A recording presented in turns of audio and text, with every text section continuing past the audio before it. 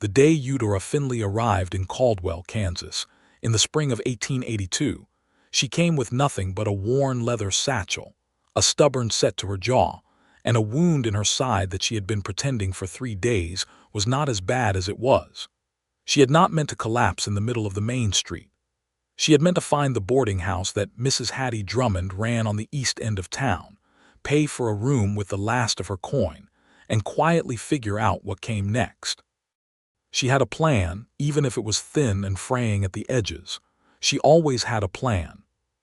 But the Kansas sun was merciless in May, and the stagecoach ride from Wichita had been long and jolting, and the wound in her side earned when a drunken man at the way station in Pratt had shoved her against a hitching post with a rusted nail, had been seeping through the cloth she had pressed to it for the better part of 40 miles. The last thing she saw before the dust of the street came up to meet her was a pair of scuffed brown boots, and then a pair of strong hands catching her before she hit the ground. Louis Archer had been in the middle of a perfectly ordinary morning. He had delivered 2 horses to the farrier, settled an account with the grain merchant, and was heading toward the telegraph office to check on a message he expected from a cattle buyer in Abilene when the woman dropped out of nowhere and nearly fell flat on her face in front of him. He caught her out of pure reflex, and then stood there in the middle of the street holding a stranger, completely uncertain what to do next. She was not what he expected when he looked down at her. She was not a fragile, swooning sort. Even unconscious, there was something in her face that suggested she was the type who fought things, fought them hard and quietly, and without asking for help. Her hair had come half loose from its pins, dark brown and curling in the heat, and her dress was road-dusted and plain but well-made, and when he shifted her weight, he felt the wetness at her side and understood immediately that this woman was hurt. He did not waste time thinking about it. Louis was not a man who wasted time on thinking when action was needed. He gathered her up, told a gaping boy standing nearby to run and fetch Doc Hennessy, and carried her to the closest place with shade and a door that was open, which happened to be the office attached to his stable yard on the north side of the main street. He laid her on the cot he kept there for nights when he worked late, unbuttoned his own coat, folded it under her head, and pressed his clean handkerchief firmly against the wound in her side while he waited for the doctor to arrive. She woke up before Doc Hennessy did. She came to slowly, blinking, and the first thing she did was look down at her side, assess the handkerchief with quick dark eyes, and then look at him.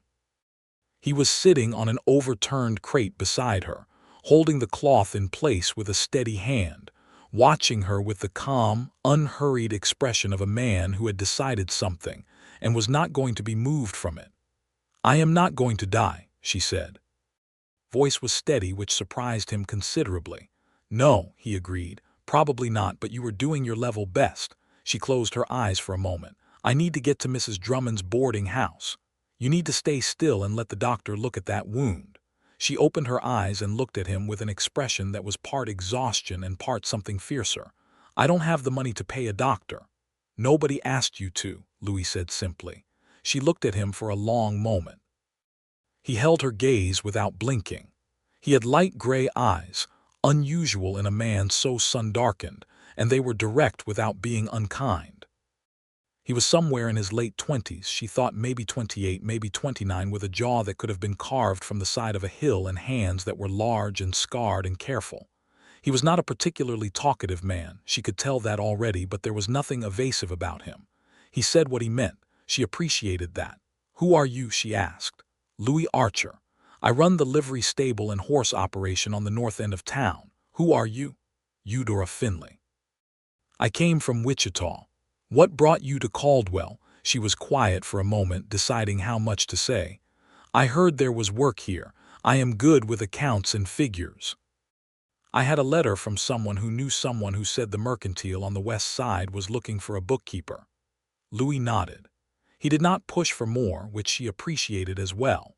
Doc Hennessy arrived then, a small, brisk man in his 60s with reading spectacles pushed up on his forehead, and Louis stepped back to give the old doctor room, but he did not leave. He stood at the edge of the room with his arms folded and watched with the focused attention of a man who considered himself responsible for something he had picked up off the street. The wound was not as bad as it might have been. The nail had gone deep enough to cause concern, but not deep enough to do serious internal damage. Doc Hennessy cleaned it, stitched it with 4 neat stitches, and told her in no uncertain terms that she needed rest and to keep the wound clean and dry for at least a week. "I'll take her to Hattie Drummond's," Louis said when the doctor was done. "I can walk," Eudora said immediately. "You could," Louis said, "but you won't." She stared at him. He stared back. There was nothing aggressive in it. It was simply a man who had made up his mind, and a woman who had not yet found the right argument to unmake it. Doc Hennessy gathered his bag. "Listen to the man, Miss Finley. And to me, rest. No heavy work for at least 2 weeks." When the doctor left, Eudora sat up carefully on the cot, testing herself, reassembling her composure the way a person straightens a room after a storm. She tucked her hair back, pressed her lips together, and looked at Louis Archer with eyes that were proud and tired in equal measure. "I want to thank you," she said. "Properly, you didn't have to do any of this." "I know," he said. "I'll repay you, the doctor's fee, whatever this comes to, when I have work." He looked at her for a moment, and something shifted in his expression, not quite a smile, but something in that general direction. "All right," he said. "We can sort it out later." He brought around a horse and a small buggy, a plain, practical one, nothing fancy, and drove her to Mrs. Drummond's boarding house himself. Hattie Drummond was a stout, capable woman of 50 with keen eyes and a warm instinct for people who needed something steady under their feet. She took one look at Eudora and another look at Louis, who was carrying Eudora's satchel in one hand and looking at the woman beside him with an expression he was not entirely aware he was wearing. And Hattie made her own private assessments without saying a word about them out loud. She gave Eudora a room on the ground floor, close to the kitchen for warmth, and told her the rate and told her not to worry about the first week until she was on her feet. Louis left Eudora's satchel inside the door, said good evening with a brief tip of his hat, and walked back to his buggy. Eudora watched him from the window of her room, and then turned away because she was not the sort of woman who watched men from windows.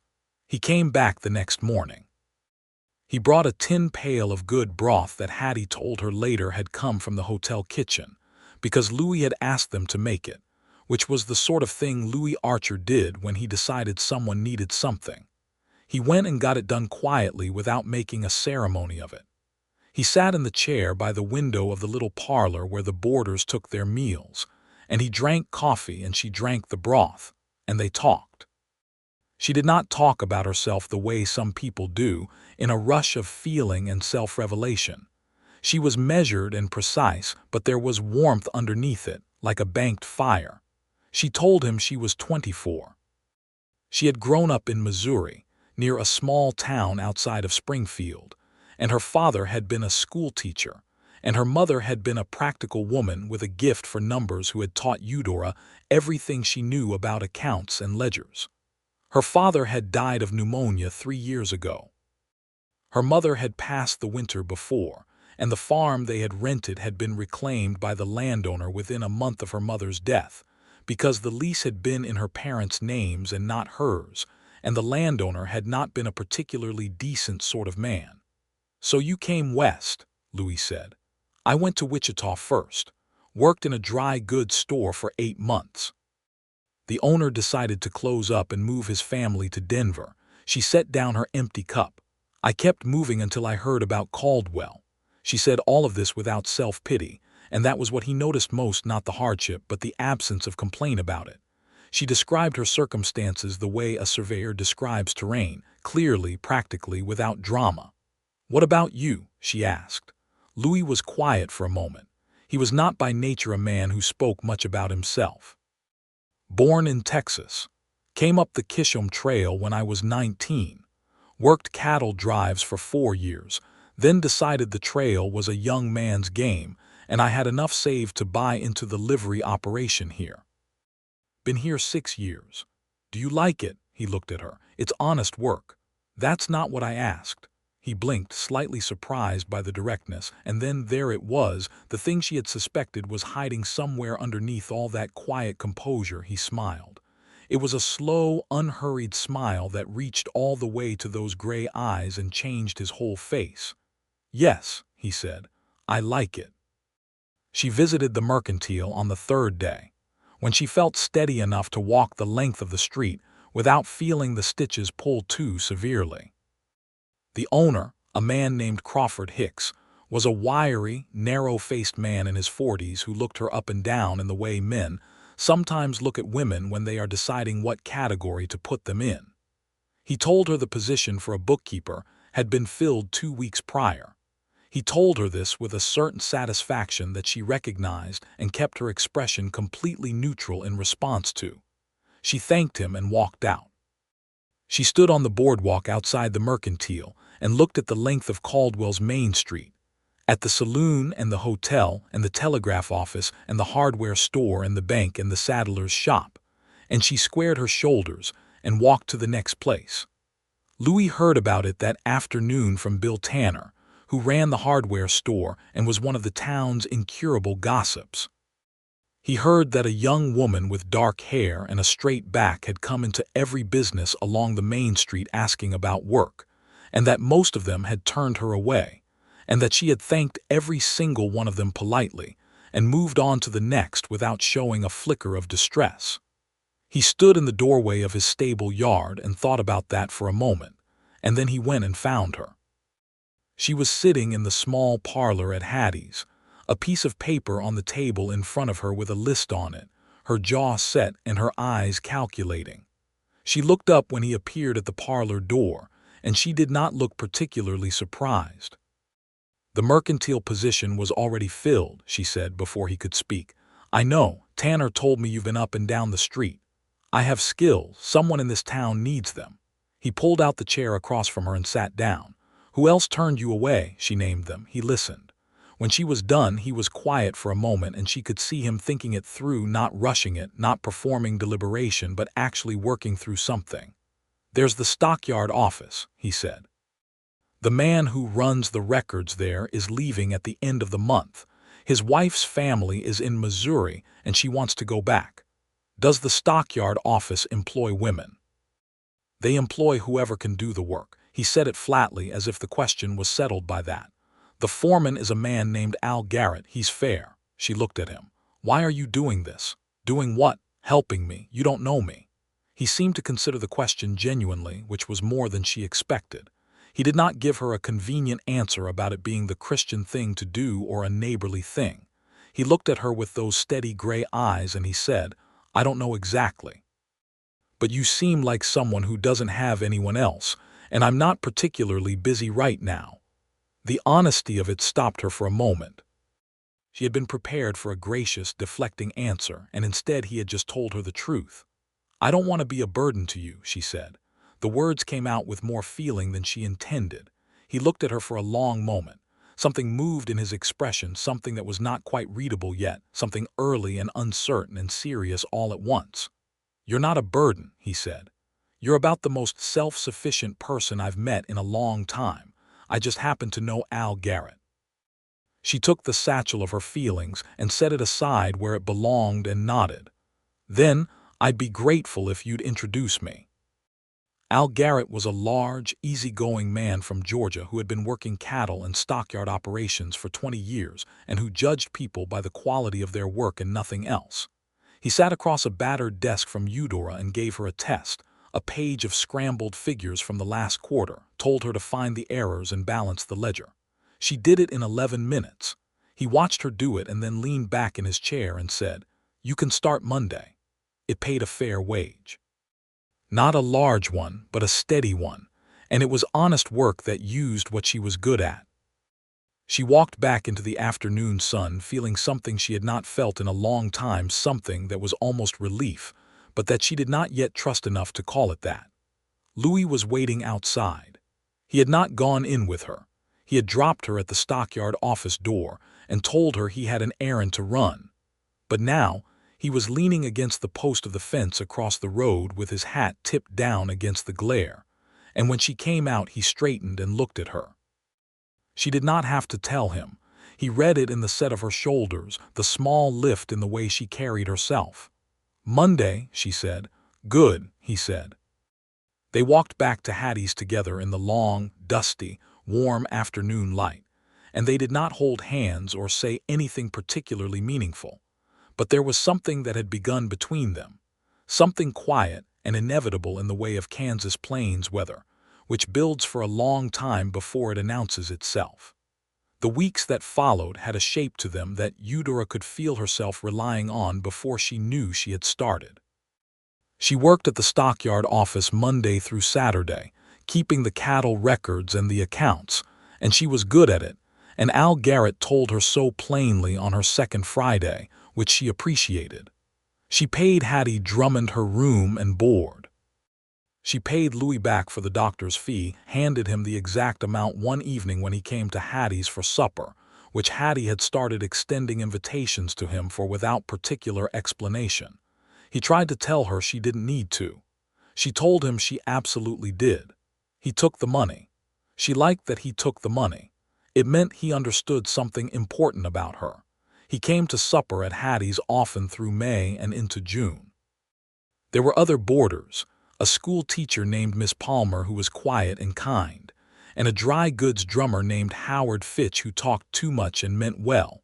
And supper was a social occasion at Hattie's table, but more and more Louis and Eudora found themselves in the small parlor afterward, talking.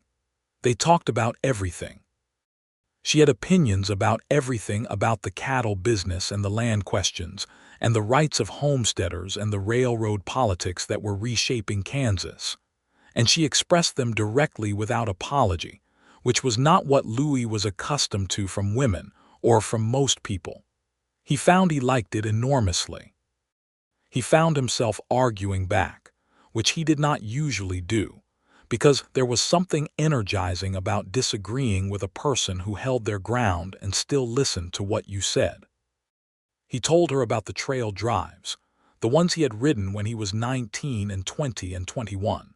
The 3 months at a time moving cattle up from Texas into Kansas, the dust and the heat and the river crossings and the strange, profound freedom of being a young man on the open plains with nothing but the horizon in every direction. He told her about the loneliness of it too, which he had not told many people.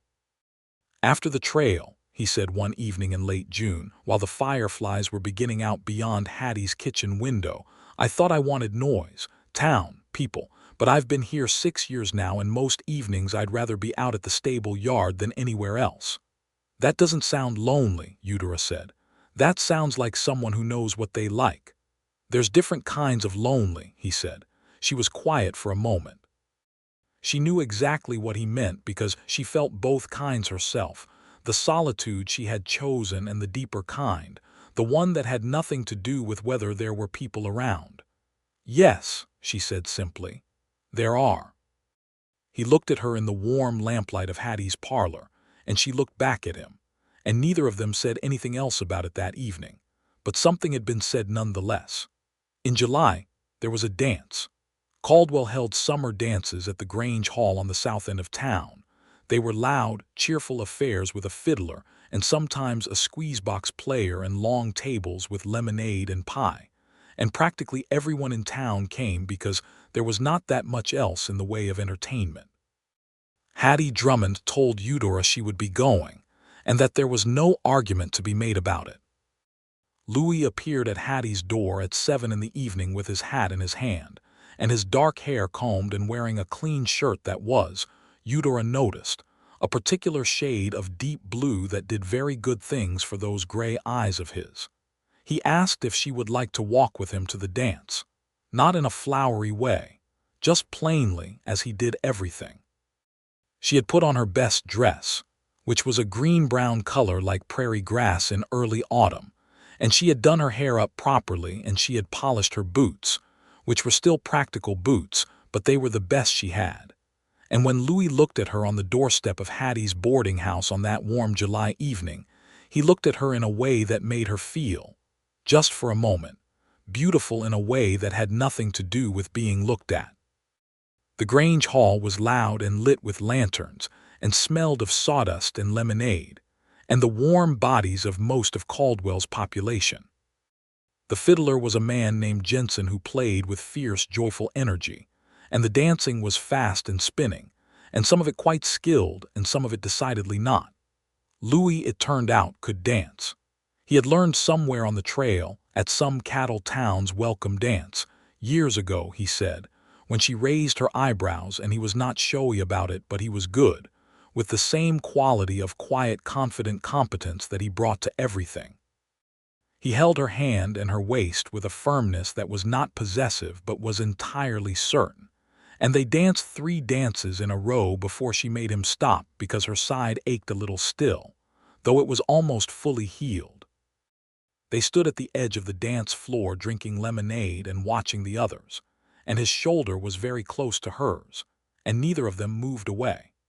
Crawford Hicks, the mercantile owner who had turned Eudora down in that satisfied way she had recognized, appeared at the edge of their circle at one point, and said something to Louis about his livery operation with the thinly veiled condescension of a man who considers himself several rungs above the people he is speaking to. Louis responded with a calm, measured politeness that was not rude but was also not warm, and Hicks drifted away. Eudora looked at Louis and he looked at her, and she saw that he had noticed the same thing she had, and that small shared recognition felt like something private, something that belonged to the two of them. On the walk home under the wide Kansas sky full of stars, they walked slowly, as people do when they are not ready for something to end. The air was warm and still and smelled of dry grass, and somewhere distant a coyote was having a conversation with the night. "I had a good evening," Eudora said. She said it carefully, meaning it carefully. "So did I," Louis said. He did not say it quickly or lightly. He said it with the weight of a man who chose his words because they mattered. They stopped at the gate of Hattie's, and Louis turned to look at her, and the lamplight from the window of the house was behind her, and she was looking up at him with an expression that was open and unguarded in a way that she did not usually allow herself to be. And Louis Archer, who was a careful, deliberate man in most things, reached out and touched her face with one scarred, gentle hand and said her name. Eudora, just her name, but the way he said it. She covered his hand with hers briefly and then stepped back, not because she did not want to be close to him, because she needed to be careful. Because she had learned that needing people made her vulnerable in ways that got painful. "Good night, Louis," she said. He nodded once, accepting it. "Good night." He waited until she was inside and the door was closed before he turned and walked back toward the north end of town, and Eudora stood in the hallway of Hattie's boarding house with her back against the door for a long moment, her eyes closed, and her heart doing something she had not particularly given it permission to do. She could not be a burden. She had thought this carefully, in the weeks since she had arrived in Caldwell. She had thought about what she was and what she had: a job, a room, 2 dresses and a pair of practical boots, and a set of good arithmetic skills. And she had thought about Louis Archer, who was steady and established and clearly a man people in this town respected. She did not want to lean on him. She had been leaning on him already more than she was comfortable with, and she intended to stop. She did not entirely manage to stop, because Louis Archer was not the sort of man who was easy to keep at a comfortable distance. He had a way of simply being present, not imposing himself, not demanding anything, just being there in a reliable, solid, warm way that made distance feel both unnecessary and slightly ridiculous. August was hot and dry and the cattle business was busy, which meant the stockyard office was busy, which meant Eudora was busy, which she was grateful for.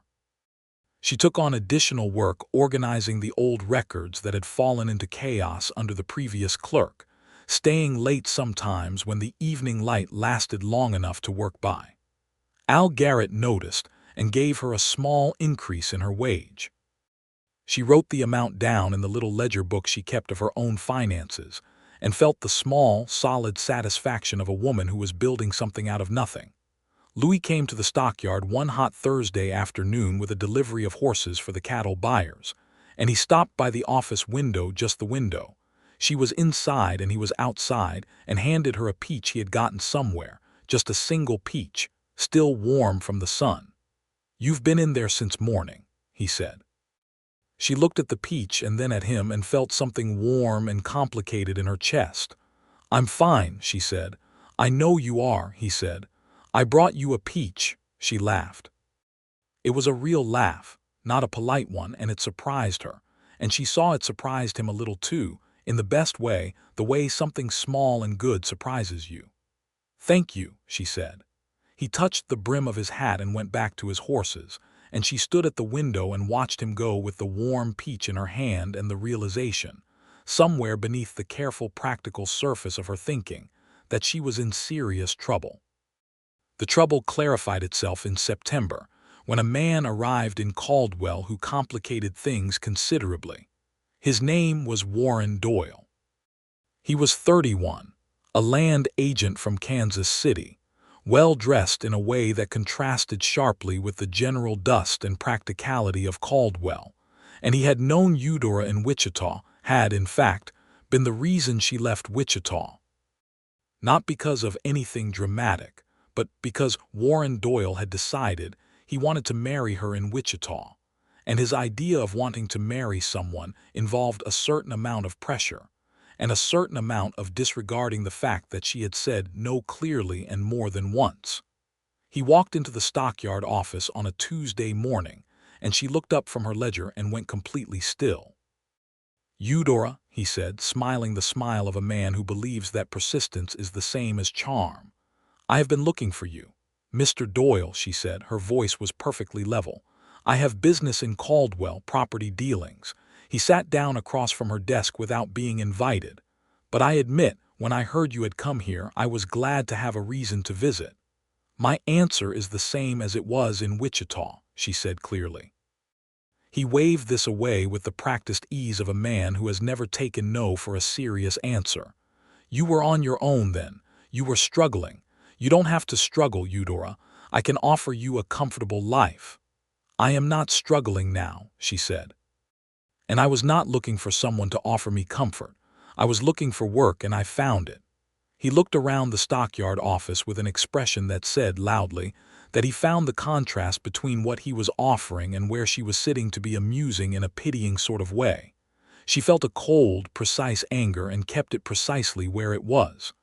"I think you should go," she said. He went, but he did not go far.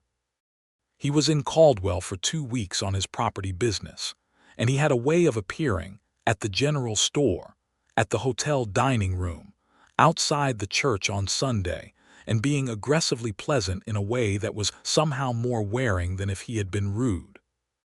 Louis noticed. Louis noticed most things. He did not ask her about it directly because he was not that kind of man. He did not pry, and he respected the privacy of her business. But one evening in early September, sitting on the porch of Hattie's in the cooling dark, he said, "The man from Kansas City, is he a problem?" She thought about how to answer that. "He was persistent in Wichita," she said.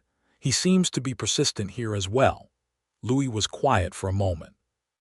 "Has he been respectful? In the technical sense, he has not done anything a person could point to." She paused. "He is the kind of man who does not hear no." Louis turned to look at her. "Do you want me to speak to him?" "No," she said immediately. "Absolutely not." He looked at her expression and nodded. He understood why. He understood that she would handle her own problems and that having a man speak for her was not something she wanted, and he did not push it.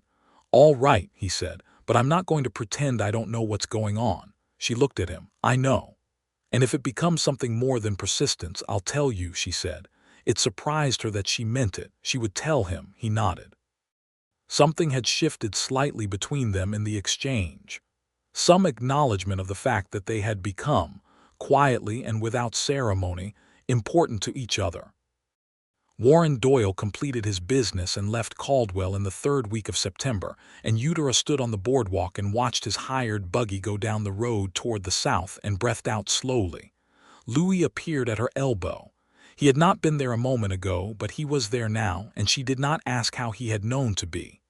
"Gone," he said. "Gone," she said. "Good," he said.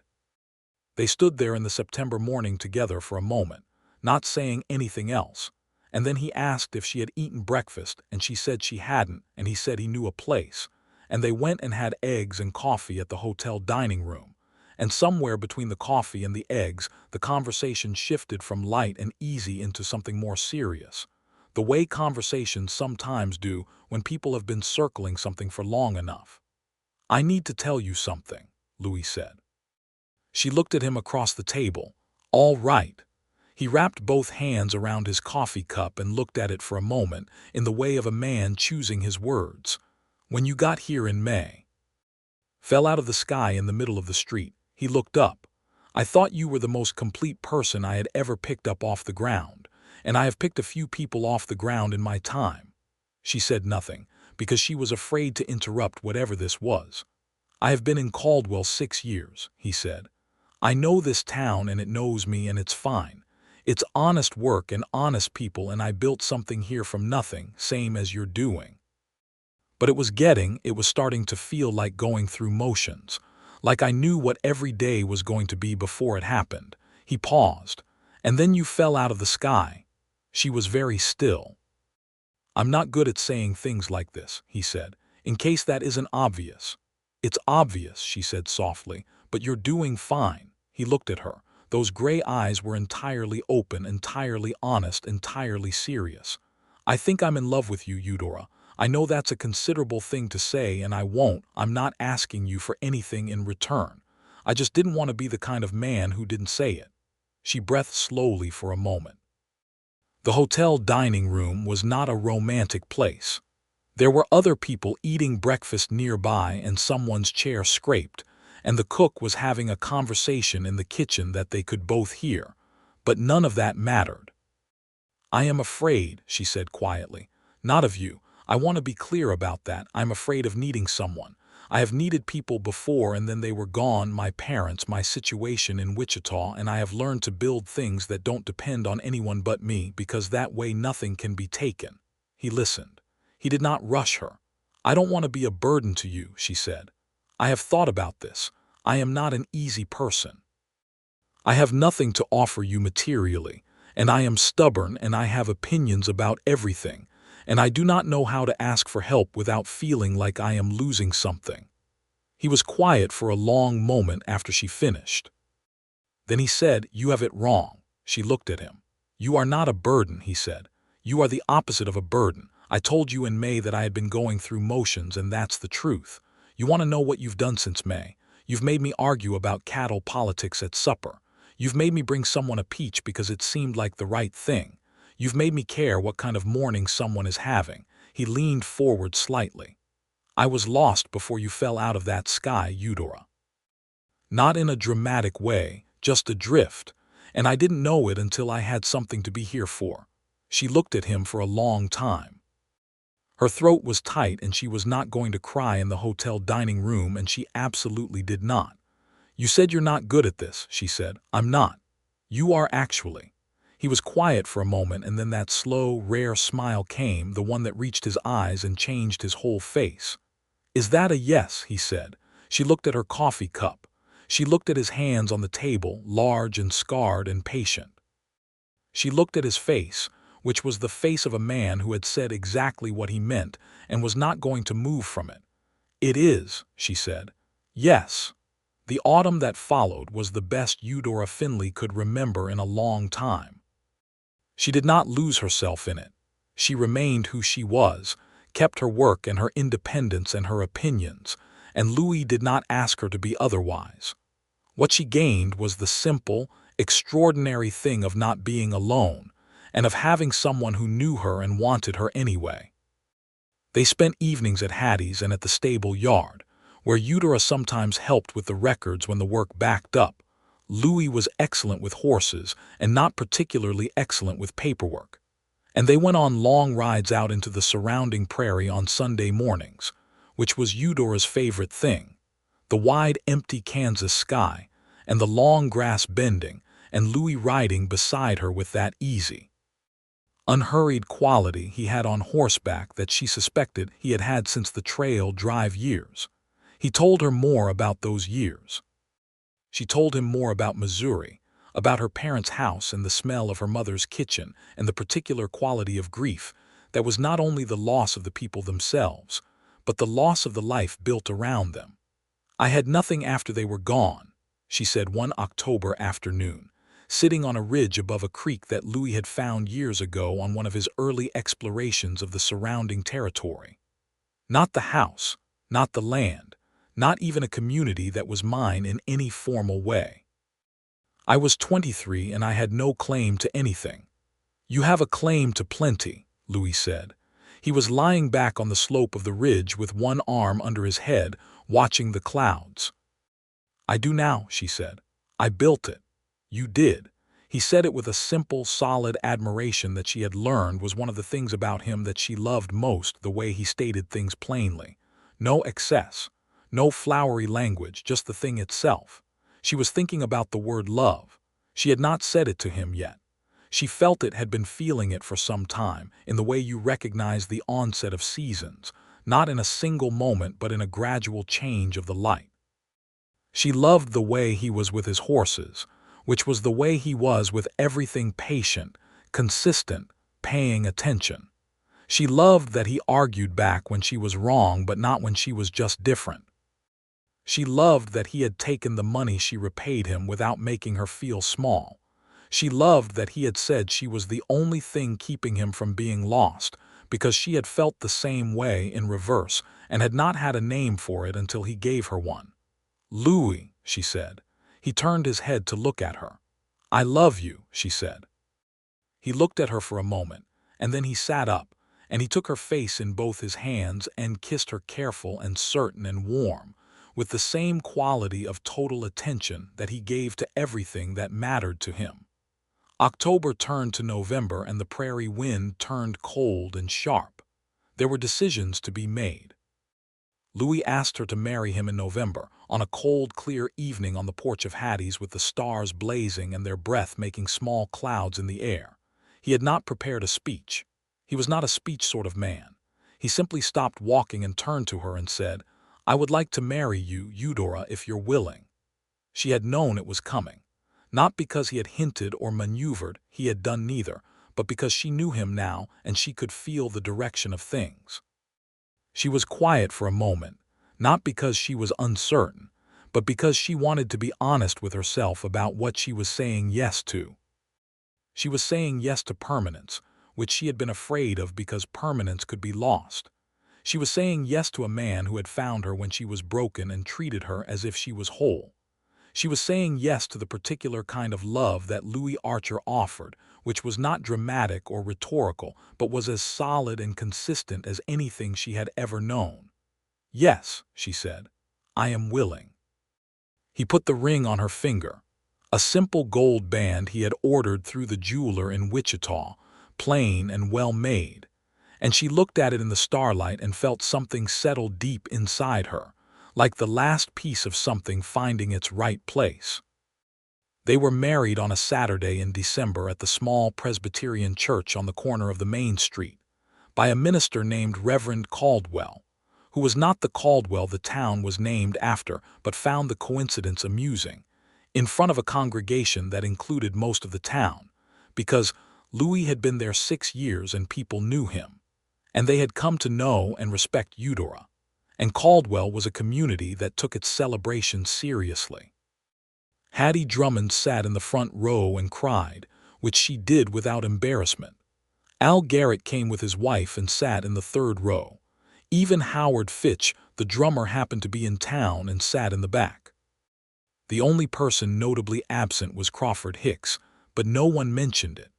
Eudora wore a dress that Hattie had helped her make, ivory wool, practical but beautifully cut, with small buttons down the front, and she had her hair pinned up properly with a small spray of dried winter flowers that she had found pressed in a book and thought were pretty.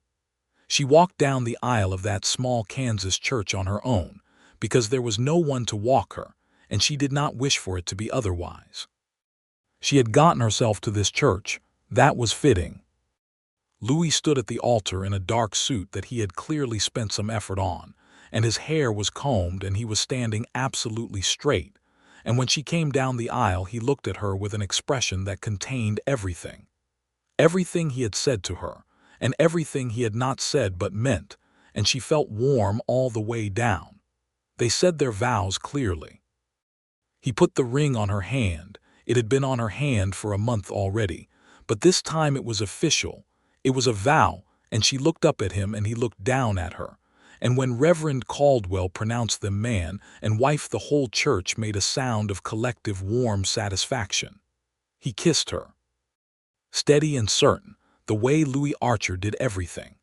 They moved into the house on the north side of town that Louis had bought 2 years prior, a good solid house of 4 rooms with a wood stove and a kitchen garden that had gone to autumn dormancy but would come back in spring. Eudora looked at it the first evening with a surveyor's eye, measuring what it was and what it could be, and felt the beginning of the particular pleasure of making a home. She kept her work at the stockyard. Louis did not suggest she should not, and she did not bring it up as a question, because they were both people who did not see work as something that needed to be negotiated away from a person. She worked and he worked, and in the evenings they came home to that 4-room house, and it was not lonely anymore.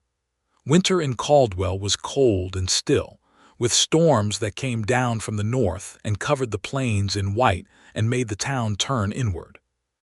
Louis spent more time in the stable yard during the worst of it. Horses needed more care in severe cold, and Eudora often brought supper down to the stable when he was going to be late, and they would eat by the warmth of the stable lanterns with the horses shifting and breathing around them, and it was one of her favorite things, that winter. She kept a small ledger of the household finances, partly from professional habit and partly because she found security in knowing the shape of things. They were comfortable but not wealthy. Louis's operation was solid and growing. Her wage was steady, and they were careful without being anxious. She had savings for the first time in her life, a small and growing amount that she noted with quiet satisfaction each week. She wrote letters to 2 women she had known in Wichita who had been kind to her, telling them she had married and was well. The letters she got back were full of warmth, and she read them twice each. Spring came to Kansas with the particular force of a season that has been held back too long, sudden, green, smelling of mud and growing things, with strong warm winds and the meadowlarks back, and the whole plain stretching out in every direction under a sky of impossible blue. Eudora stood in the kitchen garden in March with seeds in her hand and felt the deep, specific pleasure of standing on a piece of ground that was hers, not rented, not borrowed, not conditional on a lease that could be reclaimed. Hers and Louis's, but hers. She planted the garden with the methodical thoroughness she brought to all things vegetables in practical rows, and in one corner flowers, because her mother had always kept flowers, and the habit felt like keeping something of her mother alive. Louis watched her plant the flowers from the fence gate, leaning on the post with his hat back on his head, and she was aware of being watched and did not mind, which was itself a thing she would not have been able to say a year ago. In April, she told Louis she was expecting.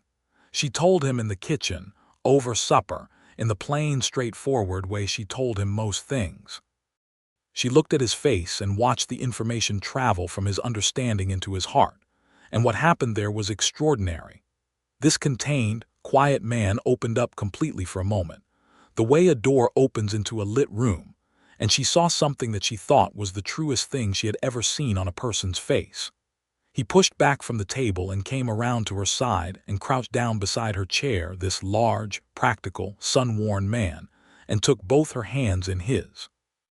"Are you well?" was the first thing he said, because Louis Archer always asked about the practical things first. "I am very well," she said.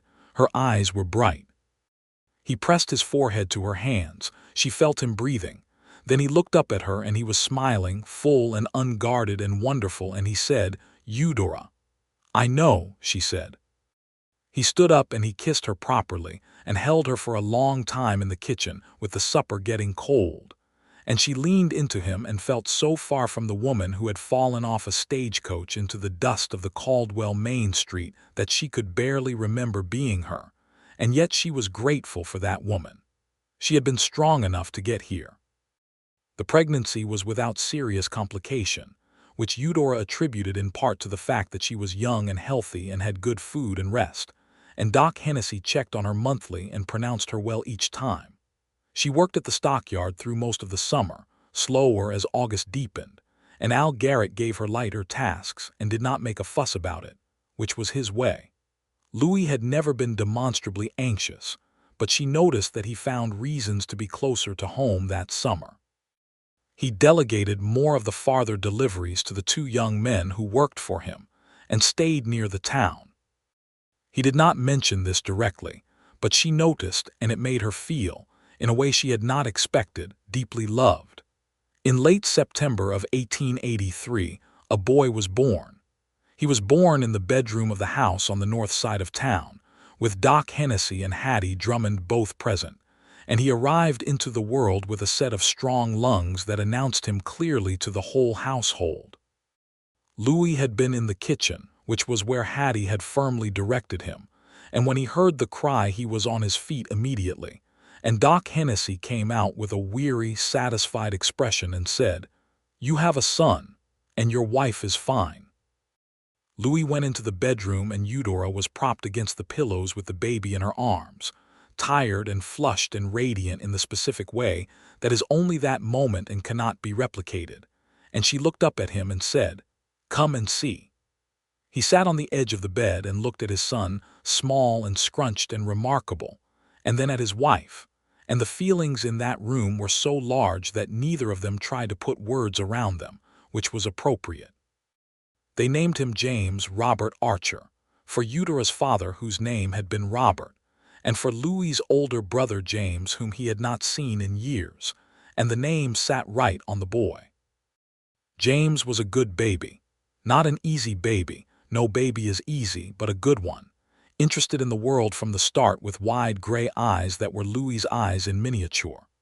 Eudora took the months after his birth as a practical matter, the way she took most things, with preparation and organization, and the help of Hattie Drummond, who had more or less appointed herself grandmother by inclination, and appeared at the house regularly with food and opinion in roughly equal measure. Louis was not a man who stepped back from the domestic. He was as capable of waking at night as Eudora was, and he did. And on the cold October nights when James would not be settled, Louis would sit in the rocker by the stove with the baby against his chest and talk to him in the low, quiet voice he used with horses, which apparently worked on small humans as well. She watched him do this from the bedroom doorway, her hair down and a shawl around her shoulders, and thought about the woman who had told him she did not want to be a burden, and thought about what he had said to her, that she was not a burden, that she was the only thing keeping him from being lost, and understood now, with the particular clarity of having built an actual life with a person, exactly what he had meant and how fully they had both meant it. Eudora went back to work at the stockyard in January, part-time at first, and then full as James became old enough for Hattie to look after him mornings while Eudora worked. It was not the custom.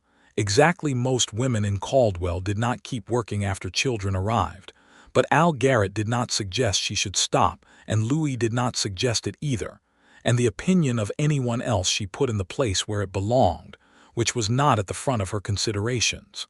The town of Caldwell grew through 1884. New businesses opened. The cattle trade brought money and movement. There was talk of the railroad expanding further south, which would change the cattle route dynamics significantly, and Eudora had opinions about this which she expressed at the stockyard, and which Al Garrett listened to with more weight than he gave to most of his regular employees, because she was usually right. In the spring of 1884, they dealt with a crisis that brought old things back. Warren Doyle reappeared in Caldwell in April. He was a land agent, and Kansas was still a land agent's market, and his business had apparently expanded. He came into the stockyard on a Wednesday afternoon and found Eudora at her desk, and this time he was less charming and more direct in the way of a man who has convinced himself that time is on his side. Louis was at the stable yard when the boy who ran errands for Al Garrett came to tell him that a man from Kansas City was in the stockyard office, and Mrs. Archer had sent the boy to find Mr. Archer, and would he please come. Louis came. He walked into the stockyard office, and Eudora was standing behind her desk, not sitting, standing, which told him everything. And Warren Doyle was on the other side of the desk saying things that were polished and contained just enough of a threat to be a threat. He stopped when he saw Louis in the doorway. Louis looked at the man for a moment, measuring him the way he measured things that needed measuring, and then he walked in and stood beside his wife, not in front of her but beside her, shoulder to shoulder, the way you stand with someone you are standing with. "My wife told you to leave," Louis said, not loudly, with the flat, quiet certainty of a man who does not need to be loud. Doyle looked between them and recalibrated visibly. He had not expected the marriage, or perhaps he had not believed in it until now. "I have business with the stockyard," Doyle said. "That's Al Garrett's business," Louis said. "This is my wife's office. She told you to leave." The moment stretched. Doyle was a man who dealt in leverage and social calculation, and he was doing his calculation now, and whatever he calculated told him that this particular ground was not worth it. He left. When he was gone, Eudora let out a long breath. Louis looked at her, she looked at him. "Thank you," she said. "You didn't need me," he said. "No," she agreed. "But I'm glad you came anyway." She had sent for him herself, which was its own kind of new thing for a woman who had spent a long time believing that sending for help was the same as weakness. She was learning slowly that knowing when to ask was not the same as needing to be rescued. It was just knowing what you had. She had Louis Archer. That was not nothing. That was everything. Warren Doyle did not come back to Caldwell after that spring. His business interests apparently moved north toward Topeka, and Eudora did not think about him more than occasionally and without significant weight. The summer of 1884 was a full one. James was nearly a year old and had progressed from interesting to entirely absorbing, pulling himself up on furniture and looking at the world with his father's steady gray eyes and his mother's absolute certainty that what he wanted to do, he was going to do. He had strong opinions about his cereal and strong opinions about the cat that had adopted itself into their household from the stable yard, and apparently strong opinions about going to sleep when requested. Louis had expanded the livery operation, taking on a third hand and adding a breaking yard for young horses that a rancher south of town brought animals to regularly. The work was good, and his reputation in the county for handling difficult horses had grown. He had a way with the young and frightened ones that people noticed and talked about. He was patient in a way that never became passive, firm in a way that never became harsh, and horses responded to it. Eudora kept her accounts and her household and her garden and her husband and her son, and felt, for the first time in a long time, that she was standing on solid ground that was entirely her own.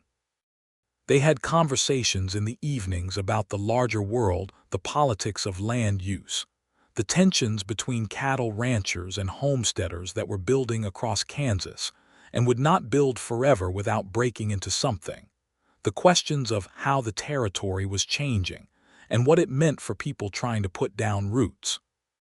Eudora felt the injustice of it keenly, especially where it fell on the homesteaders who had been promised land and found themselves squeezed by powerful cattle interests, and on the people who had been on this land long before anyone was arguing about it.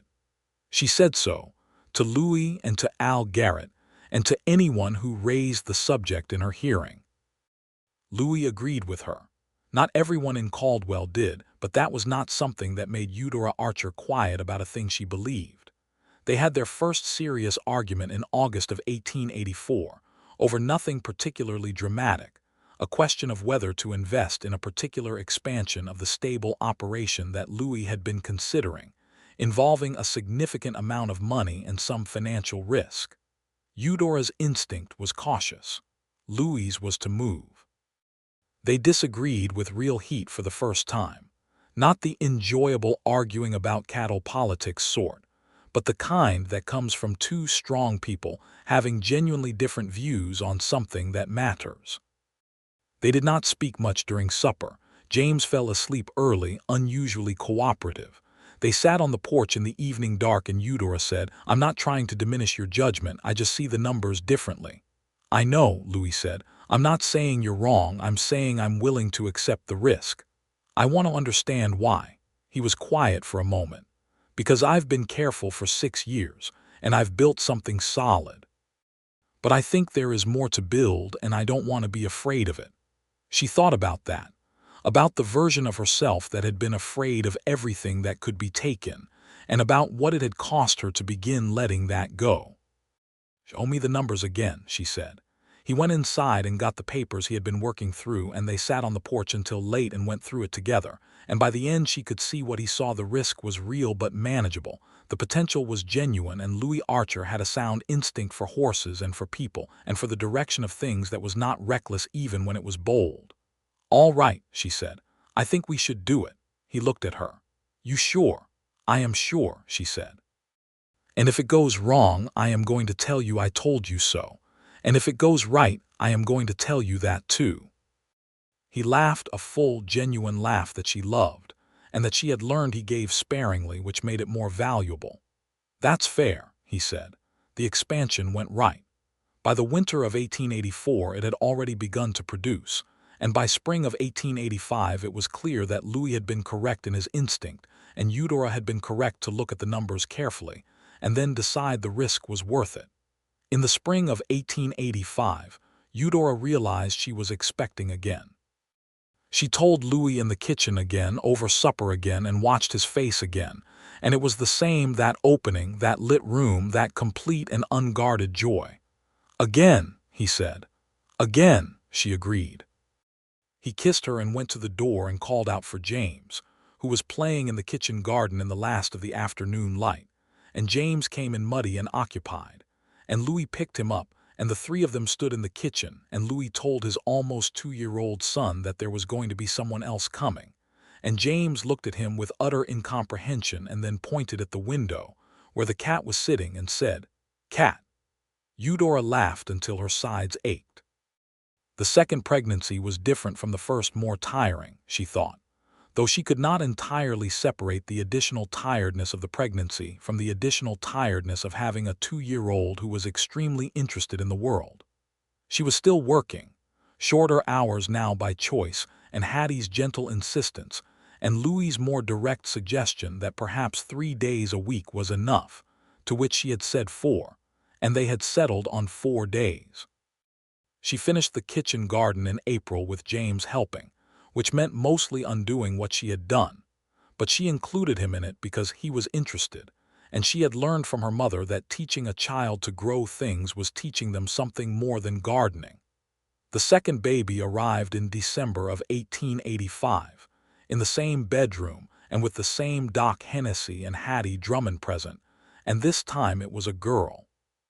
She came into the world smaller than James had been, but louder, with a tremendous and immediate opinion about existing that announced itself clearly to the house, and apparently to several neighboring houses as well. Louis came into the bedroom and looked at his daughter, and his face did the same thing it had done when James arrived, that extraordinary opening, and he sat on the bed and held her with the same steady, careful hands that he used for everything fragile and important. "What do we name her?" Eudora asked. They had discussed names but decided to wait until they saw who arrived. Louis looked at his daughter for a long moment, at the small, fierce, definite face. "Clara," he said, "after your mother." Eudora's mother's name had been Clara. She had told him this casually months ago, not expecting him to have kept it, and he had kept it, and he had turned it into a gift. She could not speak for a moment. She looked at her daughter and her husband and the bedroom of the house on the north side of Caldwell that she had made into a home, and felt the fullness of a life that had been built from nothing but her own 2 hands and a pair of gray eyes that had seen her clearly from the very beginning. "Clara," she said. "Yes." Caldwell moved into 1886 with the particular energy of a cattle town that was still finding its shape, more settlers arriving, more disputes over land, the railroad politics coming to a head, and the whole Kansas plains in the process of becoming something different from what it had been. Louis was busy and Eudora was busy, and the children were a constant and magnificent chaos. James, now 2.5, had become best friends with the stable yard cat, and also with the son of the blacksmith, a small red-haired boy named Tobias who appeared at their gate most mornings with the absolute confidence of a child who knows he is welcome. Clara was 3 months old and had already determined that she would be carried and would be visible and would be acknowledged at all times, and the household rearranged itself around this determination without much resistance. They had a photograph taken in the spring of 1886 by a traveling photographer who came through Caldwell. They stood in front of the house on the north side of town, Louis in his good suit, Eudora in her best dress with Clara in her arms and James standing in front of them with a serious expression, and one hand holding his father's and one hand on his own hat, which he had insisted on wearing. The photographer fussed with his equipment and told them to be still, and they were still together. And the image that resulted was everything that had come from a woman falling out of a stagecoach in the spring of 1882, and Eudora kept it on the mantelpiece and looked at it sometimes when she needed to remember the shape of things. In June of 1886, Louis's brother James, for whom their son was named, arrived in Caldwell. He had written in April to say he was thinking of coming, and Louis had written back to say he should come, and there had been an exchange of letters that covered 4 years of absence in a few pages of careful, restrained prose that brothers who are not expressive tend toward. Eudora had read the letters with her husband's permission, and understood that the two men had not quarreled but had simply, as people do, grown distant over the years of Louis's being West and James's being in Texas, and that Louis had missed him quietly in the way he missed things, without dramatic complaint, but with a consistent undercurrent. James Archer was older than Louis by 4 years, which made him 33, and he looked enough like Louis that you could see the brothers in them, but where Louis was contained, James was easy and warm and talked twice as much. He arrived with a horse and a bedroll, and the manner of a man who has been on the trail and does not particularly mind it. He stayed with them in the spare room off the kitchen, and the house absorbed him easily, which was a measure of how completely Eudora had made it a home. A house that can absorb an unexpected guest without strain is a house that has been built right. James Archer looked at his brother's life with the candid satisfaction of someone who had wondered and now knew. He watched Louis with Eudora and with the children and said to Eudora privately on the second day, "He's different." "In what way?" she asked, genuinely curious. James thought about it. "Settled," he said.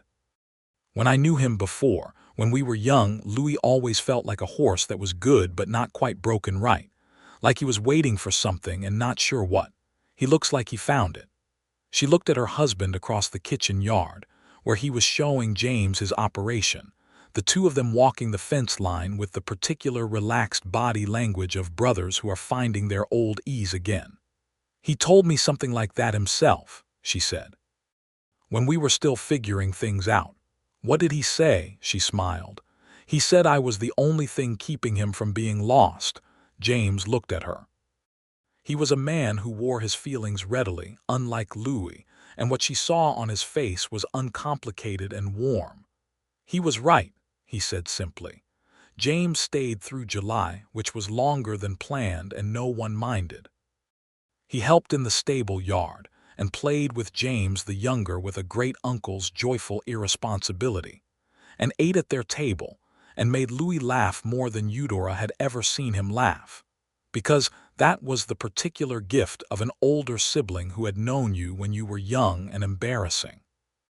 He went back to Texas in August, with a standing invitation to come again and a promise to write more often, and Louis stood in the road and watched his brother's horse until it was gone, and then turned back to the house where his wife was standing at the gate with Clara on her hip, and the expression on his face when he saw them was the same expression he always had when he came back to something he had been away from even briefly, that quiet, absolute certainty of a man who knows exactly where he belongs. The years that followed were good years. Not easy. Necessarily good years are not the same as easy ones, but rich and full and honest. The cattle trade shifted as the railroad expanded, and the open range gave way to fenced land, and Louis adapted the livery operation accordingly, moving more into horse breeding and less into cattle support as the shape of the industry changed. It was an intelligent evolution of the business, and Eudora helped him plan it, sitting at the kitchen table over the winters with ledgers and notes, and the particular pleasure they both took in building a thing together. James grew into a serious, bright boy who had his mother's head for figures and his father's way with animals, and who at 7 was already the most capable young rider in the county, which Louis would not brag about, but Hattie Drummond bragged about on his behalf regularly. Clara grew into a girl of enormous personality, fierce and funny, and loud in ways that kept everyone in the house slightly off balance, which Eudora privately thought was healthy. She had Louis's gray eyes and Eudora's dark hair, and a will that belonged to herself entirely. Doc Hennessy retired in 1887 and was replaced by a younger doctor from St. Louis named Harper, who was competent and earnest and generally approved of by the community. Hattie Drummond remained permanently involved in all things, which was the way it had always been, and the way it would remain as long as Hattie had anything to say about it. Eudora kept her work at the stockyard until 1888, when Al Garrett's operation changed and her role changed with it. She moved to part-time consulting work, which suited the children better and which paid well enough because her competence was established, and Garrett was not the sort of man who underpaid competence. She kept her own accounts of the household finances with the same methodical care she had kept them since the beginning, and the numbers grew year by year in the way of things that are carefully tended. She wrote to the women in Wichita regularly and received letters back, and one of them came to visit in 1888 with her husband and 3 children, and the 2 households together were loud and full and exactly the right kind of chaos. There were hard things, as there always are. A drought in the summer of 1887 that was severe and worried the whole county. A fever that went through the town in the winter of 1888 that took 2 children from families they knew, and did not take James or Clara, and the relief Eudora felt at that was so large and so edged with grief for the families who had not been spared that she held both at once for a long time. A difficult horse in the spring of 1889 that injured one of Louis's hands enough to keep him from work for 3 weeks, during which he was a frustrated and reluctant patient, and she managed him the way she managed most things, with patience and directness, and a complete refusal to treat him as if he was fragile when he was only temporarily inconvenienced. She told him once during those 3 weeks, lying in the dark on a cold January night while he was restless beside her, that there were days when she thought about who she had been in May of 1882, the woman on the road with a wound in her side and nowhere particular to go, and she said that she was glad that woman had fallen in the right street in front of the right man. She had good timing, Louis said, from beside her in the dark. She did, Eudora agreed. He took her hand and held it in the dark, and they lay there in the quiet winter house with the children sleeping and the wind off the prairie making its cold sound at the windows, and she felt around her everything she had built, not inherited, not given, but built, with her own hands and his together. In the spring of 1890, Eudora found she was expecting again. She was 28 years old and had not expected a third, and sat with the knowledge for a quiet morning before she told Louis. She told him at breakfast, and his face did the same thing it always did. And she laughed, and he came around the table and held her, and she thought, this is what solid ground feels like. Not the absence of storm, but the knowing that you can stand in whatever comes. The 3rd baby arrived in October of 1890, a boy. They named him Robert Louis Archer, after her father first and his father second, and he was from the start a placid and observant baby who watched the world with a careful attention that was purely his own. James, now 7, received his new brother with measured approval and a very serious examination of the baby's hands and feet, and declared him acceptable. Clara, 4, was immediately and completely entranced, which Eudora suspected would either be wonderful or a significant problem, and was possibly both. Hattie Drummond held baby Robert on the afternoon of his first day home and looked at Eudora with bright, full eyes and said, "Look at what you've made, girl."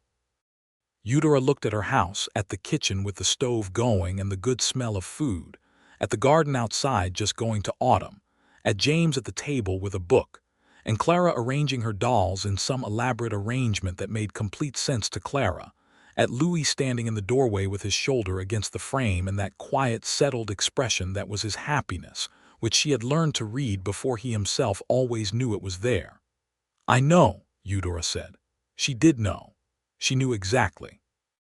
The evening that October was long and golden and still, the way Kansas evenings sometimes are when the heat has finally released its grip, and the sky goes the color of embers at the edge, and the whole plains smell of grass and late summer, and something that might be the year letting go of itself.